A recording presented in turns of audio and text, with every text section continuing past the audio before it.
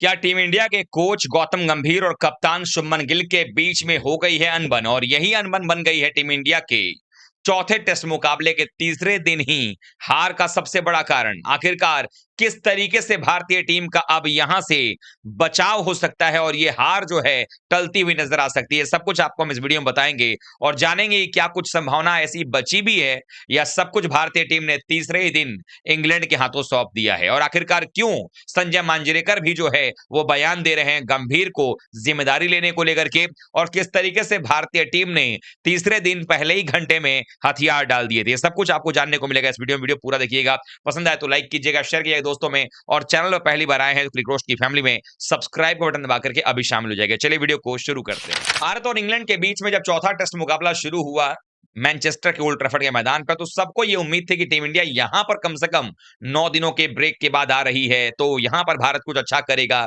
Comeback करेगा, जीत करके जो इतिहास आज तक नहीं रचा गया था और जिस तरीके से हमने एजबेस्टन में एक इतिहास कायम किया वैसे ही ओल्ड ट्रैफर्ड में कायम करेंगे, सीरीज ड्रॉ करेंगे यहां पर और उसके बाद कैरिंगटन ओवल लंदन के मैदान पर जाकर के सीरीज जीतने की बात करेंगे। लेकिन वो सब ख्वाब ख्वाब ही रह गया।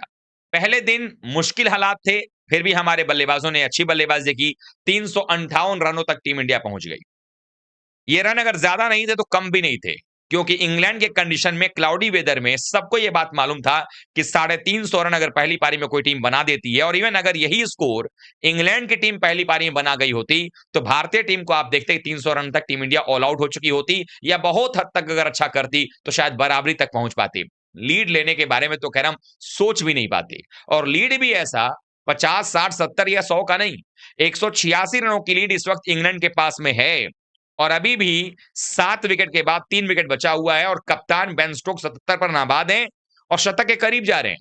और इंग्लैंड की टीम पूरी कोशिश करेगी कि पहला 2 घंटे भी विकेट ना जाएं चौथे दिन, और इतना बड़ा स्कोर बना लिया जाए, जो लीड 186 की उसको लगभग 300 तक ले जाया जाए, और उसके ऊपर पॉसिबल हो तो ले जाया जाए, ताकि दोबारा बल्लेबाजी करने की आवश्यकता ना पड़े और पर्याप्त समय रहे टीम इंडिया को दूसरी पारी में ऑल आउट करने के लिए।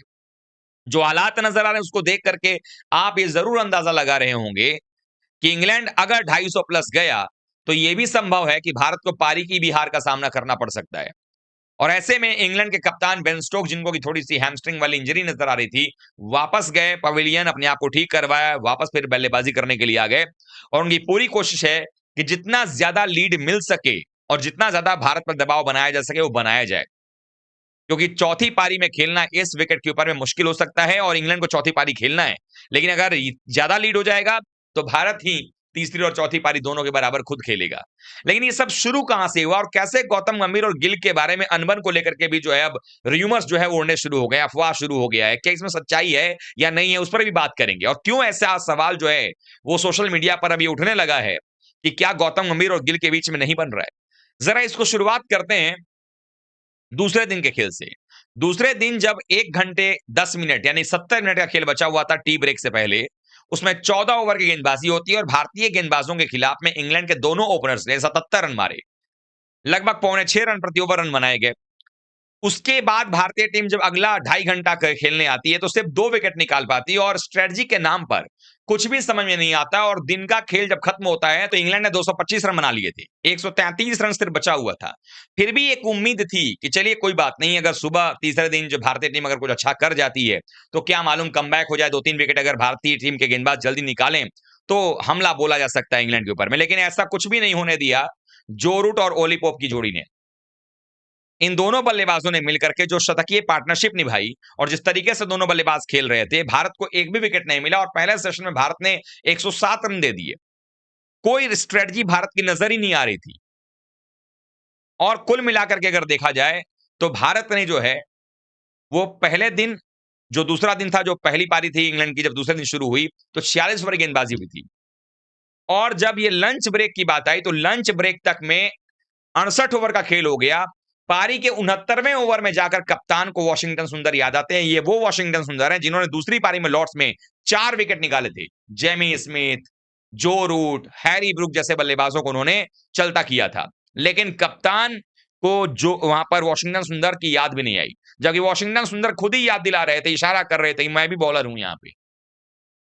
वैसे ही हाल शार्दुल ठाकुर के साथ भी नजर आ रहा था, कभी बॉलिंग दिया कभी नहीं दिया। और स्ट्रेटजी इतनी खराब थी कप्तान की, बॉलिंग जो चेंजेस होने चाहिए तो बिल्कुल नजर नहीं आ रहे थे। कभी मैदान से बाहर जा रहे हैं, कभी अंदर आ रहे हैं।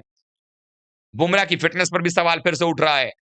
और ये सब कुछ होता रहा, ऐसा लगा भारतीय बॉलर सिर्फ ऐसा लग रहा था अपना कोटा पूरा कर रहे हैं, बॉलिंग का जिम्मेदारी मिला है, बॉलिंग कर लेते हैं। आउट करने की सोच किसी की नजर नहीं आई।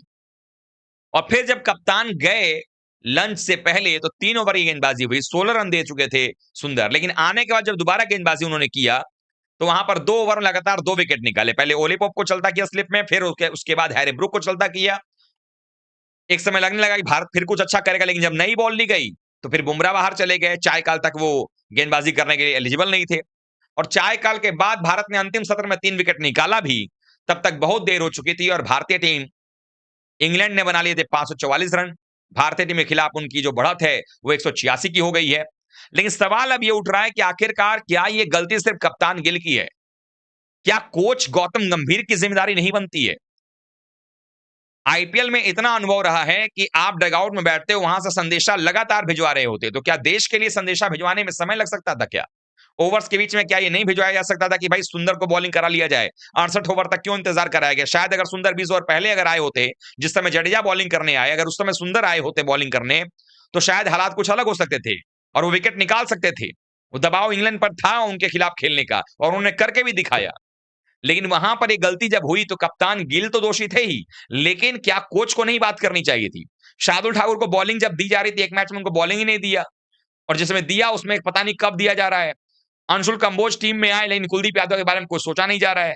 अंशुल कंबोज की जो औसतन स्पीड रही वो 120-125 के बीच में रही और इस स्पीड पर अगर आप इंग्लैंड में अगर इस स्पीड पर बॉलिंग कर रहे हैं, मतलब कि इस दुनिया के और ग्राउंड में आप बॉलिंग नहीं कर सकते इस तरीके से। तो ये सवाल उठने लगा है कि क्या कोच और कप्तान दोनों के बीच जो है अब इस पहले ही दौरे पर अनबन हो गया है? क्या प्लेइंग 11 को लेकर के दोनों के बीच में बन नहीं रही है? कौन कुलदीप यादव को खिलाना चाहता है और कौन नहीं खिलाना चाहता है, इसका भी एक क्लैरिटी जो है कहीं ना कहीं आने वाले समय में मिल जाएगा।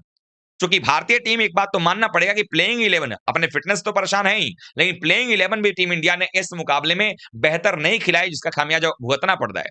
पहले टेस्ट मैच से तमाम एक्सपर्ट और हम सभी ये बात कह रहे हैं कि कुलदीप यादव टीम में क्यों नहीं है, लेकिन कुलदीप यादव को नहीं खिलाया जा रहा है। सुंदर टीम में है, विकेट निकालते हैं, लेकिन उनसे नंबर 8 पे बल्लेबाजी कराई जाती है और गेंदबाजी में कप्तान उनको भूल जाते हैं।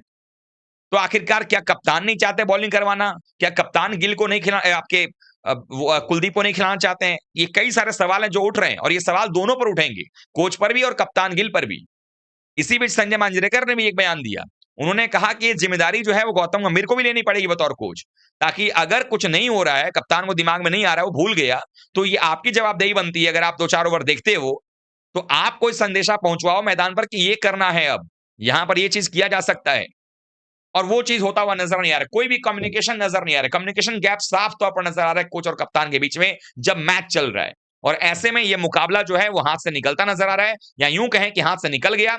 चमत्कार अगर होता है भारत के बल्लेबाजों की तरफ से, अब उनकी परीक्षा होगी, क्योंकि ये पारी तीसरी नहीं है। एक तरीके से आप देखेंगे तो भारत के लिए चौथी पारी जैसा हो जाएगा। इंग्लैंड अगर लीड ले लेता है 250 के आसपास, तो भारत के लिए मैच बचाने के अलावा कोई और चारा नहीं है। और इंग्लैंड इतनी घटिया गेंदबाजी तो कम से कम नहीं करेगा। तो तय है कि भारतीय टीम इस टेस्ट मैच को ना सिर्फ हारेगी, बल्कि सीरीज भी हम यहीं पर गंवाने वाले हैं। अगर कोई चमत्कारिक पारी खेल जाए भारत की तरफ से और ये यहां पर मैच ड्रॉ हो जाए, तो फिर अगले टेस्ट मैच के बारे में, सीरीज ड्रॉ करने के बारे में सोचा जाएगा। आप लोगों को क्या लगता है, क्या गिल और गंभीर के बीच सब सही है? क्या गिल के साथ साथ गंभीर जिम्मेदार नहीं है भारतीय टीम के इस हार की वजह? आप कमेंट करिएगा, वीडियो को लाइक कीजिए, शेयर कीजिए, चैनल सब्सक्राइब कर लीजिएगा। मिलते हैं फिर से। Thank you so much.